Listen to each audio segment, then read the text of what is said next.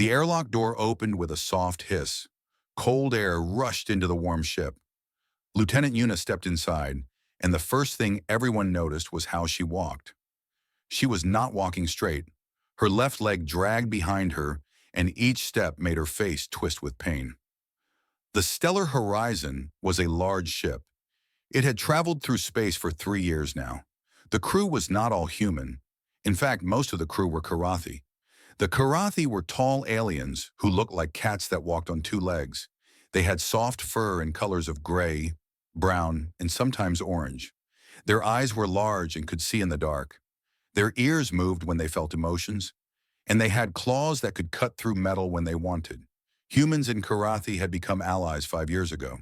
It was a strange friendship at first. Humans were loud. Humans were emotional. Humans did things that made no sense to the logical Karathi. But slowly the two species learned to work together. Now mixed crews like the one on the Stellar Horizon were common. Yuna held onto the wall as she walked. Her uniform was torn in several places. There was dried blood on her pants, mostly around her left thigh. A white bandage was wrapped tight around her leg, but red color was showing through. The bandage needed to be changed. She was 32 years old. Her black hair was usually tied in a neat bun, but now it was loose and messy. Her face was pale, and there was dirt on her cheeks. But her eyes were still sharp, still focused. She looked tired, but she did not look defeated. The medical officer, a Karathi named Bora, rushed forward. Bora had gray fur with white patches on her chest. She was older than most of the crew and had been a healer for 20 years. "Lieutenant," Bora said, her voice filled with worry, "you need to come to the medical bay immediately." Yuna shook her head slowly. "I need to report to the captain first." "The captain can wait. Your wound cannot." "I said I need to report first." Bora's ears flattened against her head. This was a sign of frustration among the Karathi. But she also knew that humans were stubborn, especially this human. She had learned that arguing with Yuna was like arguing with a wall.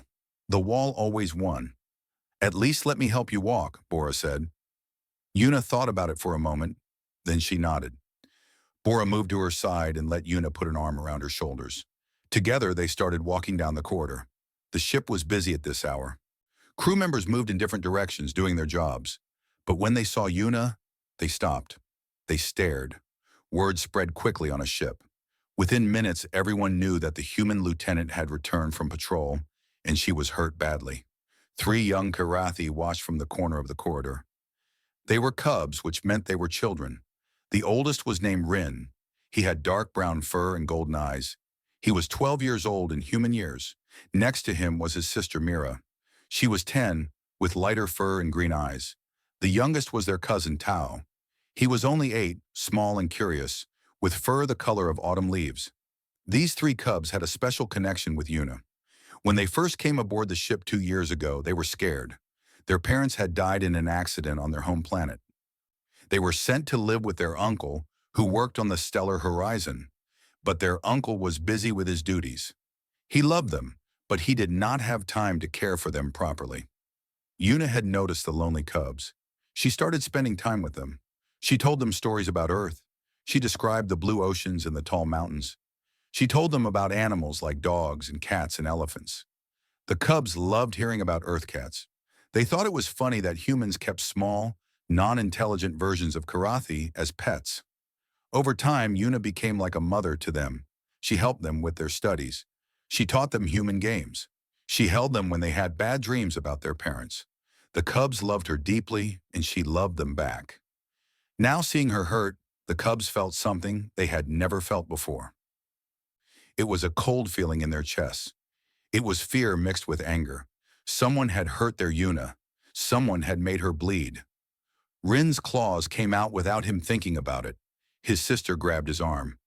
"What happened to her?" Mira whispered. "I do not know," Rin said. His voice was tight. "But I will find out." Tao, the youngest, had tears in his big eyes. "She is walking wrong. Why is she walking wrong?" "Because she is hurt, little one," Mira said softly. She put her arm around Tao. "But she is strong. She will be okay." Rin was not so sure. He had seen injured Karathi before. Some of them did not recover. Some of them died. The thought of losing Yuna made his heart hurt so much that he could barely breathe. The cubs followed at a distance as Yuna and Bora walked toward the captain's office. They stayed in the shadows, moving quietly like their species was born to do. Kirathi cubs learned to hunt before they learned to read. Moving without being seen was natural to them. Yuna stopped outside the captain's door. She took a deep breath. Then she removed her arm from Bora's shoulders and stood straight. It clearly caused her pain, but she did not show it on her face. "I will go in alone," Yuna said. "I will wait here," Bora replied. "When you are done, you are coming to medical. No arguments." Yuna almost smiled. Almost. No arguments. She pressed the button on the wall. The door slid open. She walked inside. The door closed behind her. The cubs stayed in the corridor, hiding behind a storage container. They could not hear what was being said inside the office. But they could wait. They had learned patience from watching Yuna. She always said that patience was a weapon. A good hunter waits for the right moment. Inside the captain's office, Captain Do-Wan sat behind his desk.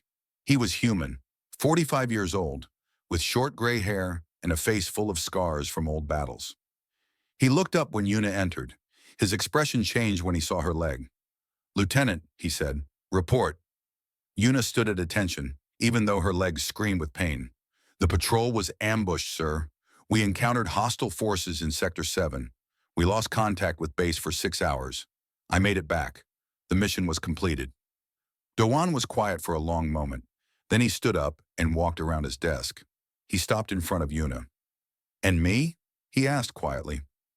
"What about me?" Yuna met his eyes. "You are safe, sir.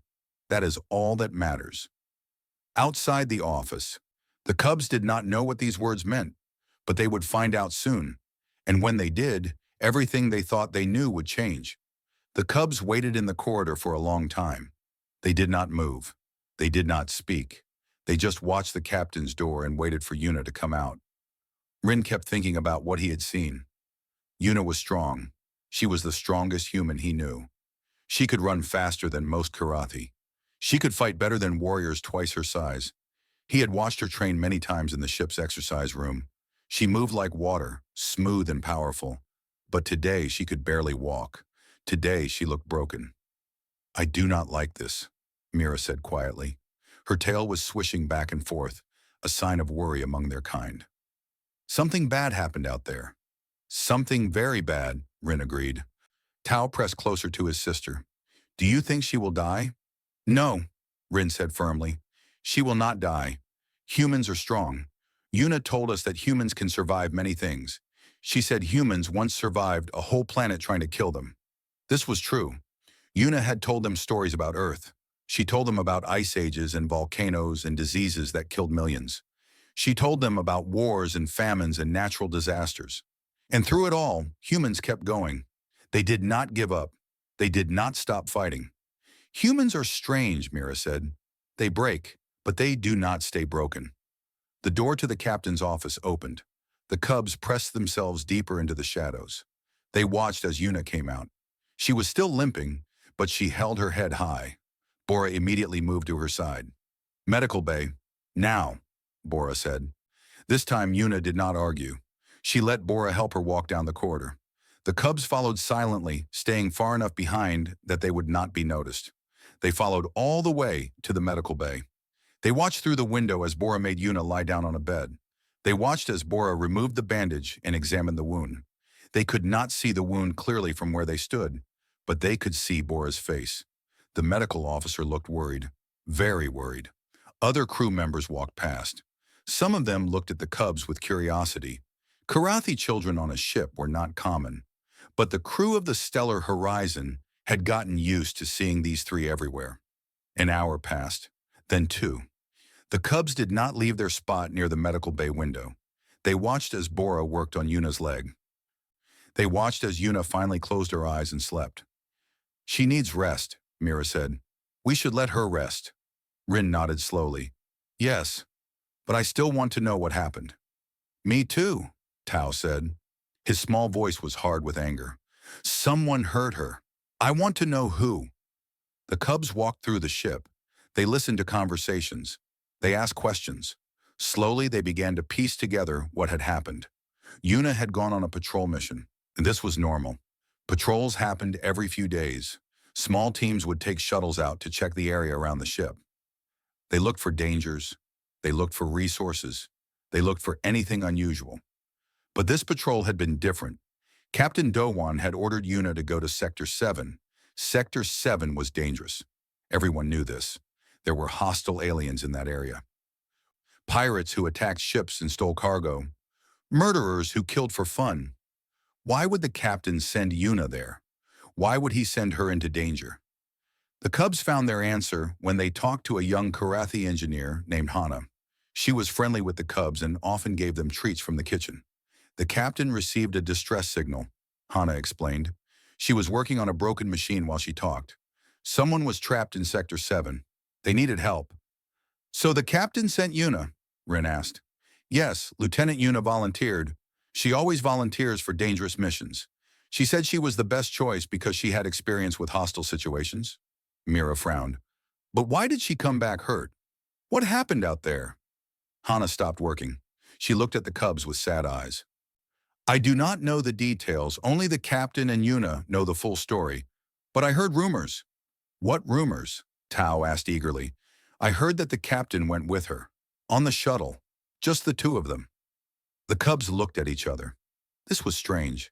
Captains did not usually go on patrol missions. They stayed on the ship and gave orders from the bridge. Why would he go? Rin asked. Hana shrugged. I do not know, but I know that Yuna came back, and she was hurt. And the captain came back without a scratch on him. Those words hit the Cubs like a punch to the stomach. The captain was fine. Yuna was injured. What did that mean? In Karathi culture, there was a clear meaning. If a leader sent someone into danger and that person got hurt while the leader stayed safe, it meant the leader did not care about their people. It meant the leader was using others as shields. Rin felt his anger growing. His claws extended again. This time, Mira did not stop him. He used her, Rin said. His voice was low and dangerous. He sent her into danger and let her get hurt while he stayed safe. We do not know that for certain, Mira said, but her voice was uncertain. What else could it mean? She is bleeding. He is fine. He gave the order. She followed. This is his fault. Tao's small face was red with anger. I do not like the captain anymore. Neither do I, Rin said. The Cubs went back to the medical bay. Yuna was still sleeping. They sat outside the door and waited. They would protect her now. If anyone tried to hurt her again, they would stop them. Hours passed. The ship moved through space. Crew members came and went. Finally, the Cubs heard footsteps coming down the corridor. Heavy footsteps. Human footsteps. They looked up and saw Captain Dowan walking toward the medical bay. He was coming to see Yuna. Rin stood up immediately. He moved to the center of the corridor, blocking the captain's path. Mira and Tao stood beside him. 3 small Karathi Cubs standing against a human captain. Dowan stopped. He looked down at the Cubs with surprise. Move aside, he said. His voice was calm but firm. No, Rin said. The captain's eyebrows went up. No? You cannot see her. You hurt her. You sent her into danger and let her get hurt. You do not deserve to see her. Dowan was quiet for a moment. His face showed no emotion. You do not understand what happened. We understand enough, Mira said. Her voice was shaking, but she stood firm. You came back without any wounds. She came back barely able to walk. You are the captain. You gave the order. This is your fault. Tao stepped forward. He was the smallest, but his eyes were fierce. Yuna is our family. You hurt our family. We will not let you hurt her again. Dowan looked at the 3 Cubs. They were children. They were small. Their claws were sharp, but they could not actually hurt him. He could push past them easily, but he did not move. Instead, he stood there looking at them with an expression the Cubs could not read. You love her, Dowan said quietly. Yes, Rin said. She is ours. She takes care of us. She tells us stories. She holds us when we are scared. She is the only mother we have left. And you think I hurt her on purpose? What else can we think? You are safe. She is broken. Dowan closed his eyes. When he opened them again, there was something different in them. Something soft. Something sad. You need to let me explain, he said. We do not want your explanations, Rin said. We want you to leave her alone. I cannot do that. Then we will not move. The corridor was silent. The captain and the cubs stood facing each other. Neither side was willing to back down. Other crew members had gathered at the edges of the corridor, watching with wide eyes. No one had ever seen cubs challenge a captain before. It was unheard of. But these cubs had learned something from their human mother. They had learned that family comes first. They had learned that you protect the ones you love, no matter the cost. And right now, they were ready to fight a captain to protect Yuna, even if they could not win. Captain Do Hwan did not move. He stood in the corridor, looking at the three small cubs who blocked his way.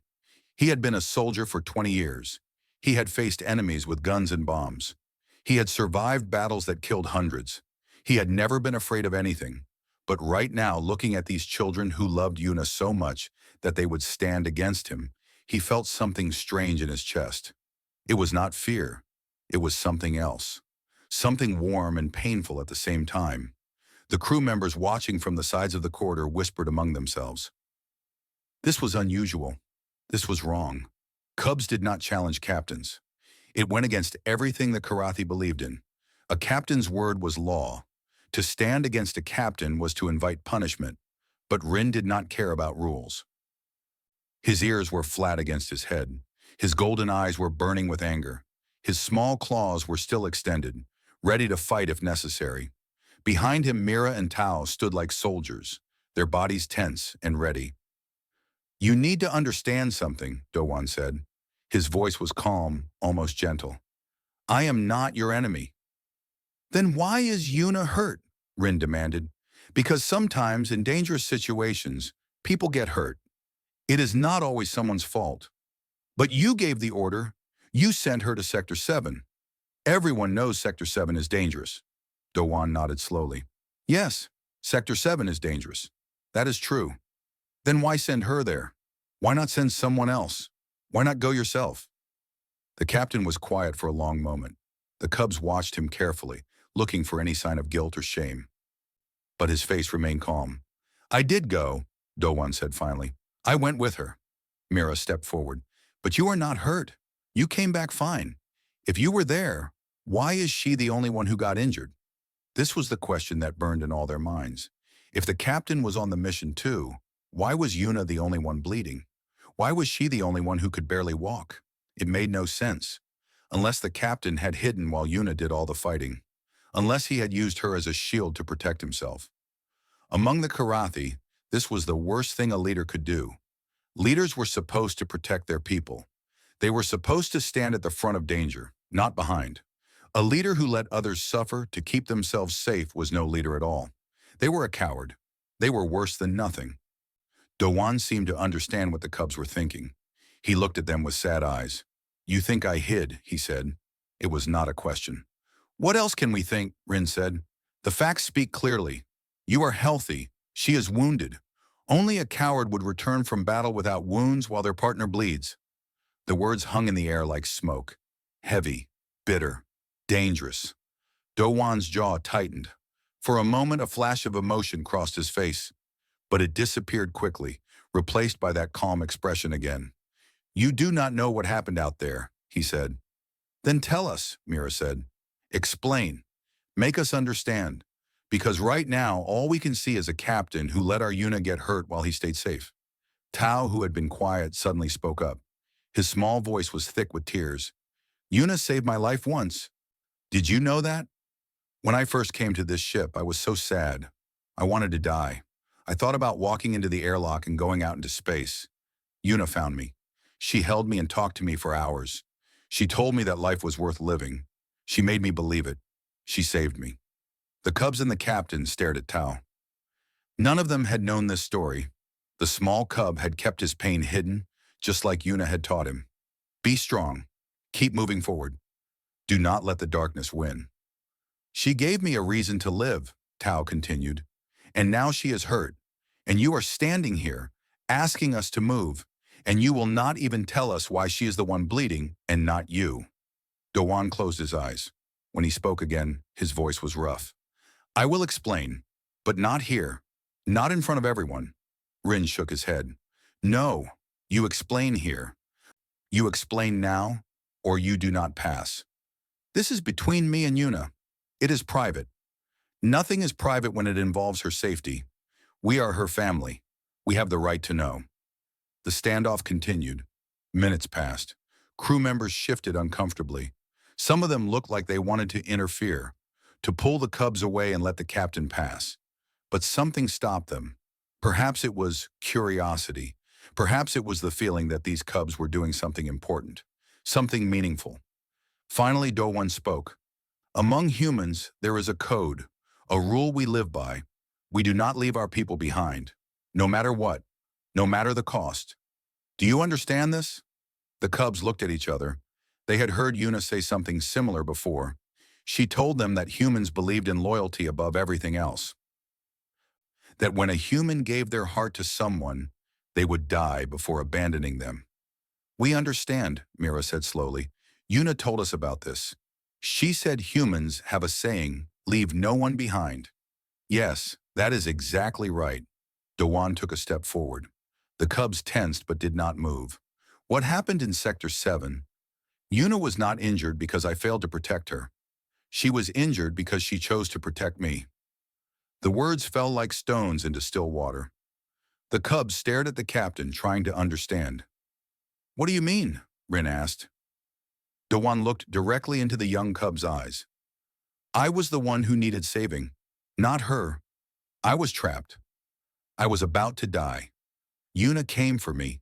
She fought through enemies to reach me. She carried me to safety. She did all of this with that wound in her leg. Do you understand now? She got hurt because she refused to leave me behind. Silence. The cubs did not speak. They did not move. They stood frozen, their minds trying to process this new information. Rin's claws slowly retracted. His ears lifted slightly. She saved you? Yes. But you are the captain. You are supposed to protect your crew, not the other way around. Do-Won smiled. It was a sad smile full of complicated emotions. That is what I told her. I ordered her to leave me. I told her to save herself. I said it was not worth risking her life for mine. Do you know what she said? The cubs shook their heads. She said, I do not take orders from dead men. Now shut up and hold on. Mira let out a small gasp. That sounded exactly like something Yuna would say. Brave, stubborn, refusing to give up even when everything seemed hopeless. She carried you, Tao asked quietly, for 2 kilometers, through hostile territory, with enemies shooting at us, with a piece of metal buried in her leg. She never stopped. She never slowed down. She just kept going until we reached the shuttle. The cubs looked at each other. Their anger was fading, replaced by something else. Pride, wonder, amazement. Why did you not tell us this before? Rin asked. His voice was softer now. Because it is her story to tell, not mine. I did not want to speak for her without her permission, but you needed to know. You needed to understand that she is not a victim. She is a hero. Rin stepped aside slowly. Mira and Tao followed. The path to the medical bay was now clear. I am sorry, Rin said quietly. I thought you hurt her. I thought you were a coward. Do-Won walked forward until he stood directly in front of the young cub. Then slowly he knelt down so they were at the same eye level. You were protecting her, he said. You were protecting your family. Never apologize for that. What you did was brave. Foolish perhaps, but brave. He stood up and walked past them, toward the medical bay door. The cubs watched him go. Wait, Mira called out. Do-Won stopped and turned. Why did you go to Sector 7 in the first place? What was so important that you had to go yourself? The captain was quiet for a moment. Then he said, the distress signal came from a ship carrying refugees. Children mostly. Karathi children who lost their families. When I heard that, I could not send anyone else. I had to go myself. He turned back toward the medical bay and walked inside. The door closed behind him. The 3 cubs stood in the corridor, processing everything they had learned. Their anger was gone. In its place was something much bigger. Understanding, respect, and a deeper love for the human woman who had become their mother. She was not just strong, she was extraordinary. Inside the medical bay, Yuna was awake. She had woken up a few minutes ago when the voices in the corridor became loud enough to hear. She could not make out the exact words, but she recognized the voices. Her cubs and the captain. She had tried to get up. Bora had pushed her back down immediately. "You are not going anywhere," the medical officer said firmly. "Your leg needs at least 2 more hours of treatment. The tissue regenerator is still working." "But the cubs will be fine. The captain is handling it." Yuna did not like that answer. She did not like lying here, helpless, while her children faced the captain alone. What if they said something wrong? What if they got in trouble? Cubs challenging a captain was a serious thing. There could be consequences. But before she could argue more, the door opened. Captain Dowan walked in. He looked tired. There were lines on his face that Yuna had not noticed before. His eyes were heavy with exhaustion. He had not slept since they returned from Sector 7. That was almost 12 hours ago. "You should be resting," Yuna said. "So should you." Dowan pulled a chair next to her bed and sat down. "Your cubs are fierce." "What did they do?" "They blocked me from entering. Accused me of hurting you. Called me a coward." Yuna closed her eyes and groaned. "I am so sorry. They do not know the full story. They only saw me come back injured and you come back healthy. They made assumptions." "Correct assumptions from their point of view." Dowan leaned back in his chair. "In Karathi culture, a leader who returns unharmed while their soldier returns wounded is considered shameful. The cubs were following their instincts. They should not have challenged you. You are the captain. They were protecting their family. I respect that." He paused. "I told them what really happened." Yuna's eyes snapped open. "You told them?" "I had to. They were ready to fight me, Yuna. Physically fight me. 3 small children against a grown man. They knew they could not win, but they did not care. They were willing to get hurt to protect you." Something warm spread through Yuna's chest. Her cubs. Her brave, foolish, wonderful cubs. "What did you tell them exactly?" "The truth. That you saved my life. That you carried me 2 kilometers through hostile territory. That you refused to leave me behind even when I ordered you to." Yuna was quiet for a moment. Then she said, "That was my story to tell." "I know. And I am sorry. But they needed to hear it. They needed to understand that you are not a victim. You are a hero." "I am not a hero. I just did what any human would do." Dowan shook his head slowly. "That is where you are wrong. What you did was extraordinary, even among humans. Most people would have left me. The odds were too bad. The enemies were too many. The logical choice was to save yourself and report my death later. Logic has nothing to do with it. I know. That is what makes humans so terrifying."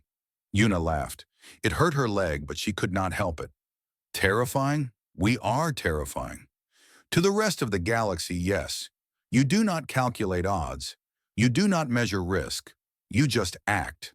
You throw yourselves into impossible situations and somehow come out alive. It breaks every rule of survival. We call it stubbornness. The Karathi call it insanity. Beautiful, wonderful insanity." They sat in comfortable silence for a while.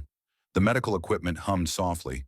The tissue regenerator sent warm pulses into Yuna's leg, slowly repairing the damage. "Tell me something," Yuna said finally. "Why did you really go on that mission? You could have sent anyone. You did not have to come yourself." Dowan was quiet for a long moment. When he spoke, his voice was softer than usual. "The distress signal said there were children on that ship. Karathi children. Orphans being transported to a refugee colony. When I heard that, I thought about your cubs. I thought about Rin and Mira and Tao. They were orphans too once, scared and alone. They got lucky. They found you. But those other children, they had no one. So you went to save them. I went to try. The pirates had already taken most of the cargo. The children were hidden in a secret compartment.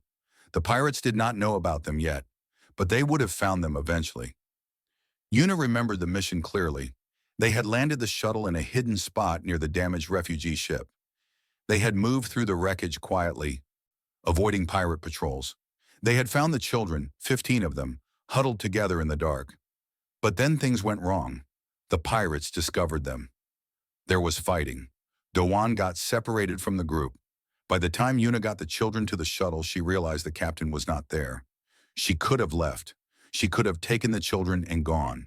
That would have been the logical choice, the smart choice, the choice that would have kept her safe. Instead, she had gone back. "You came back for me," Do-won said, as if reading her thoughts. "You could have escaped. Why? You know why. Tell me anyway." Yuna looked at the ceiling. "Because leaving you behind would have broken something inside me. Something important. I do not know how to explain it better than that." "Try." She thought for a moment. "Humans. We are not as strong as Karathi. We are not as fast. We do not have claws or night vision. But we have something else. We have connections. We bond with others. We make them part of ourselves. And when someone becomes part of you, leaving them behind is like leaving behind your own arm. You cannot do it, even if it would save your life, even if it makes no sense." Do-won nodded slowly. "The cubs are part of you." "Yes." "And me? Am I part of you too?" Yuna turned her head to look at him. His face was serious. His eyes were searching hers for something. "Yes," she said quietly. "You are. You became part of me the moment you risked your life for those children. The moment you showed me that you cared about more than just the mission." Do-won reached out and took her hand. His grip was warm and strong. "Thank you," he said, "for saving my life. Thank you for being worth saving." The door to the medical bay opened quietly. 3 small faces peeked through the gap. Rin, Mira, and Tao. "Can we come in?" Mira asked softly. Yuna smiled. "Yes, come here." The cubs rushed in. They gathered around her bed, their eyes wet with tears. Tao immediately climbed onto the bed and curled up against her side, careful not to touch her injured leg. "We are sorry," Rin said. We thought the captain hurt you. We did not know you saved him." "It is okay. You were protecting me. That is what family does." "But we challenged the captain. We could have gotten in trouble." "You could have," Do-won said. The cubs looked at him nervously. "But you will not. What you did was wrong by rules, but right by heart. I cannot punish loyalty." Mira moved closer to Yuna. "You carried him? With your leg hurt? How?" "I do not know. I just did." "Did it hurt?" "Yes, a lot." "Why did you do it if it hurt?" Yuna stroked Mira's fur gently. "Because some things are more important than pain. Some things are worth suffering for." Captain Do-won is a good man. He cares about people. He went on a dangerous mission to save children he had never met. The galaxy needs more people like him. I could not let him die. The cubs were quiet, absorbing her words. "Is that what being human means?" Tao asked, his small voice muffled against her side. "Doing things that hurt because they matter?" Yuna thought about the question. It was simple, but also deep. "Yes," she said finally. "I think that is exactly what it means. Being human means feeling pain and fear and doubt, but doing what needs to be done anyway. It means loving so deeply that you would give anything for the ones you love. It means never giving up, even when everything seems hopeless." "We want to be like that," Rin said. "We want to be like you." "You already are. You stood up to the captain for me. That took courage. But we were wrong about him. Being wrong does not erase being brave. You can be wrong and brave at the same time. What matters is that you acted out of love." The cubs settled around her, forming a protective circle. Do-won watched them with a soft expression on his scarred face. "You have built something beautiful here," he said quietly to Yuna. "This family of yours." Yuna looked at her cubs, at the captain who had become her friend, at the ship that had become her home. "I did not build anything," she said. "I just loved them. The rest happened on its own." 2 weeks passed. Yuna's leg healed slowly but completely. Bora was a skilled healer, and the tissue regenerator did its work well. By the end of the 2nd week, Yuna was walking normally again. The only sign of her injury was a thin scar on her thigh, a permanent reminder of what had happened in Sector 7. Life on the stellar horizon continued as usual. The ship traveled through space carrying its mixed crew of humans and Karathi toward their next destination. Routine patrols happened, supplies were gathered, repairs were made. The rhythm of ship life moved forward like a heartbeat. But something had changed. Something invisible but important. The cubs had become different. Before the incident, they were children who loved Yuna and tolerated the rest of the crew. Now they had become something more. They had become protectors, guardians. They watched over Yuna with fierce eyes, always alert for any sign of danger. At first, Yuna found it sweet. Then she found it annoying. Then she found it sweet again. "I am fine," she said for the 100th time as Rin followed her down the corridor. "I am just going to the mess hall to eat." "I know," Rin said. "I am also hungry. You ate 20 minutes ago. I am a growing cub. I am always hungry." Yuna sighed but could not hide her smile. "You do not need to follow me everywhere. I am not following you. I am walking in the same direction as you. It is a coincidence. A coincidence that happens every day, multiple times a day. Coincidences can be frequent." Yuna stopped walking and turned to face the young Karathi. He was taller than when she had first met him. His fur was darker, his eyes sharper. He was growing up fast. "Rin," she said gently, "what happened in Sector 7 was unusual. It will not happen again. You do not need to protect me all the time." Rin's ears twitched. "I know, but I want to." "Why?" He was quiet for a moment. When he spoke, his voice was serious. "Because you taught me what family means. You showed me that family is not about blood. It is about choice. You chose us, Yuna. You chose to be our mother when you did not have to. And now I choose to protect you. That is my choice." Yuna felt her eyes grow wet. She blinked quickly, trying to hide the tears. "You learned that from me? I learned everything from you. How to be brave, how to be kind, how to love. Before you, I was angry all the time. I was angry at the universe for taking my parents. I was angry at everyone for being alive when they were dead. But you showed me that anger is not strength. Love is strength. Real strength is caring about others, even when it hurts." Yuna pulled him into a hug. Rin was stiff at first. Karathi did not hug the way humans did, but he had learned. Slowly, he relaxed into her arms and hugged her back. "I am proud of you," Yuna whispered. "So proud. I am proud of you too. What you did for the captain, it was the bravest thing I have ever heard of." They walked to the mess hall together. Mira and Tao were already there, saving seats. The mess hall was crowded with crew members eating their midday meal. The smell of food filled the air, a mix of human and Karathi dishes. Yuna sat down with her cubs. They ate together, talking and laughing. It was a normal moment, an ordinary moment. But Yuna had learned to treasure ordinary moments. They were the most precious ones. Captain Dewan entered the mess hall. He got his food and looked around for a place to sit. When he saw Yuna and the cubs, he walked toward them. "May I join you?" he asked. The cubs looked at each other. 2 weeks ago, they had accused this man of being a coward. They had blocked his path and challenged his honor. Now they knew the truth. Now they understood. Rin gestured to an empty chair. "Please sit." Dewan sat down. For a moment, there was awkward silence. Then Tao spoke up. "Captain, can I ask you something?" "Of course." "When Yuna was carrying you through hostile territory, were you scared?" Dewan considered the question carefully. "Yes, I was very scared." "But you are a soldier. You have been in many battles." "That does not mean I do not feel fear. Fear is natural. What matters is what you do with the fear." "What did you do with it?" Dewan looked at Yuna. "I trusted her. I let her carry me because I knew she would not give up. I put my life in her hands. That was the scariest thing I have ever done, but also the best decision I ever made." Mira leaned forward. "What about the children you saved? The refugees? Where are they now?" "They are at a colony now, safe. They sent a message last week. They wanted to thank the crew. I can show you the message later if you want." The cubs nodded eagerly. They wanted to see.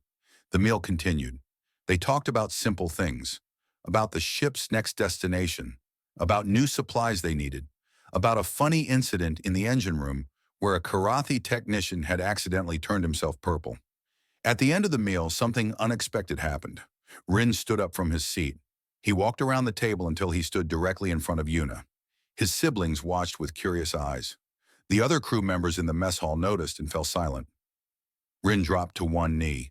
He took Yuna's hand and pressed his forehead to her palm. Yuna gasped. She knew what this meant.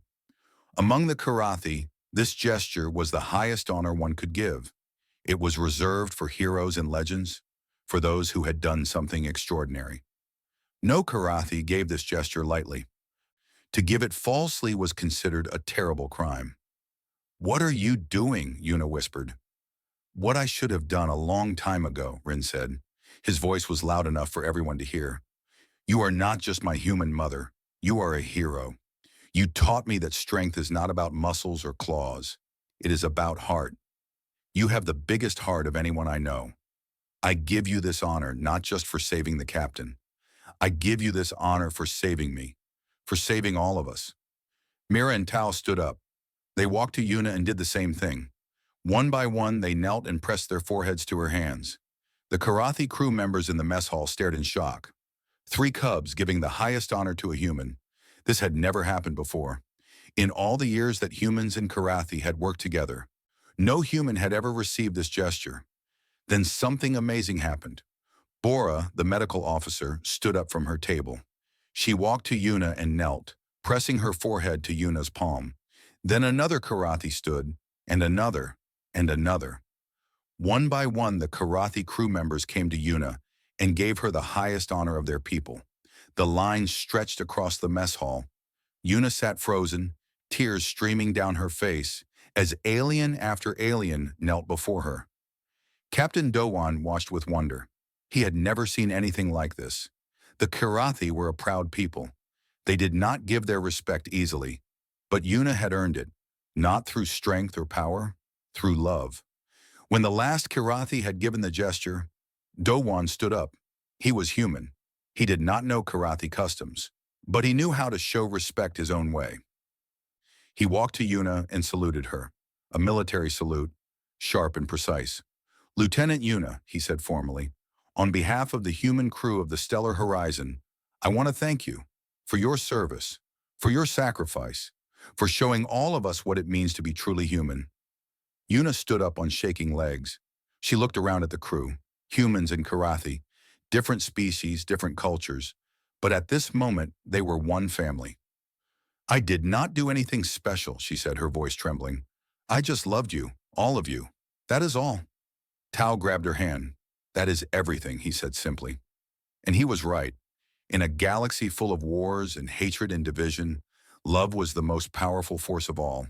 It could bridge any gap, cross any boundary, heal any wound. Yuna had not set out to be a hero. She had just tried to be kind, to be brave, to care for those who needed her. And in doing so, she had become something extraordinary.